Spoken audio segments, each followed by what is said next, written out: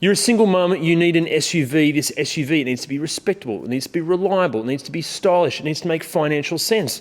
It kind of needs to be almost like the perfect prospective partner.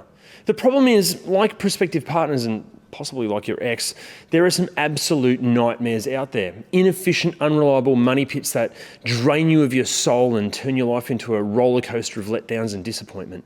Well, we at ReDriven are here to help you dodge the SUV equivalent of that horrible first date that somehow turns into a horrific long-term relationship. Here are our top 5 worst SUVs under $20,000 for single mums. Think Jeep and you probably think tough, rugged and off-roading machine that can take on absolutely anything.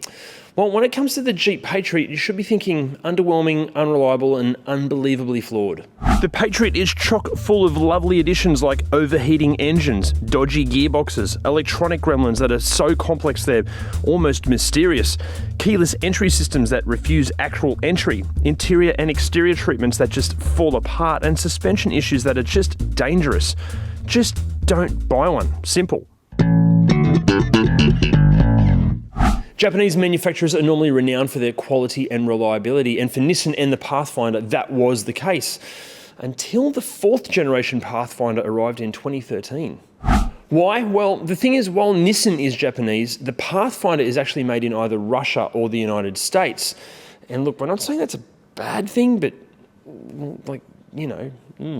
Anyway, what's so bad about the Pathfinder? The number one issue is their CVT transmissions. Even when new, the transmissions were underwhelming to say the least, but now that they're a few years old, they seem to be failing on a far too regular basis, and the repair bill is in the thousands of dollars. Plus, we've heard plenty of reports of front wheel strut issues, windscreens and interior trim failing, and constant electronic issues. We recommend just steering clear. Like Japanese manufacturing, German engineering is regarded as some of the best in the world. But the thing is, Volkswagen seem to have forgotten this when they created the Tiguan.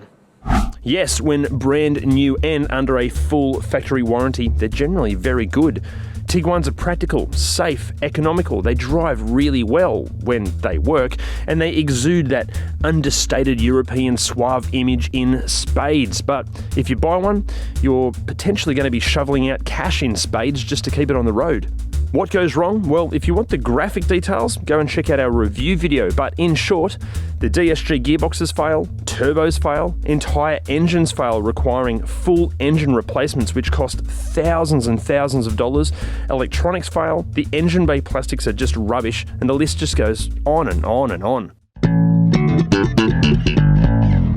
Remember the car that came in 5th place, the Jeep Patriot? Well, look, I'm sorry Jeep fans, but in 2nd place, it's another Jeep.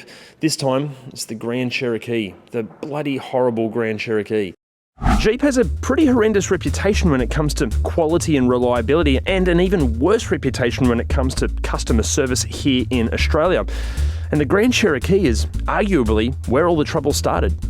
Look, word on the street is that the quality issues are improving, but Grand Cherokees in this price bracket really should be avoided, and especially if they have more than 40,000 kilometres on the clock. Multiple reports of electrical issues, power steering problems, transmission failures, engines overheating, losing oil, and completely failing are unfortunately far too common. In diesel models, we know of high pressure pumps that have failed, which then pump metal shavings straight into the fuel system, completely destroying it. And the repair bill is more than what the entire car is worth. Look, we're only scratching the surface of all of the issues and problems with a Grand Cherokee, but look, just do us a favour, just avoid them. Before we get to number 1, please do us a favour and throw us a like. Make sure you subscribe to this channel, hit the bell icon to turn on notifications, and hey, why not follow us on all of our socials as well? Right, in number 1, it is the Holden or Chevrolet Captiva, or as it really should be called, the Craptiva. These things are so immensely bad, many owners have actually banded together, creating petitions and class actions to sue General Motors for selling a faulty product. What goes wrong with these things? Everything. Everything goes wrong with them. Transmissions fail, engines overheat and fail, they're riddled with electronic problems, the oil consumption is ridiculous, suspension and braking systems have major problems. We could just go on and on. Please, for your own well-being, do not buy a Captiva. I know they seem like great value for money, but they're cheap because they're just bloody horrible. If you do see one, turn about 180 degrees and just sprint the other way. So now you know the SUVs to avoid at all costs. It just makes sense to check out what we do recommend. So click on the link to check out our top 5 SUVs under $20,000 for single mums that we do recommend. But what did you think of this list? Do you still want to buy one of these? Why? Why would you? Let us know in the comment section below. We'll see you next time.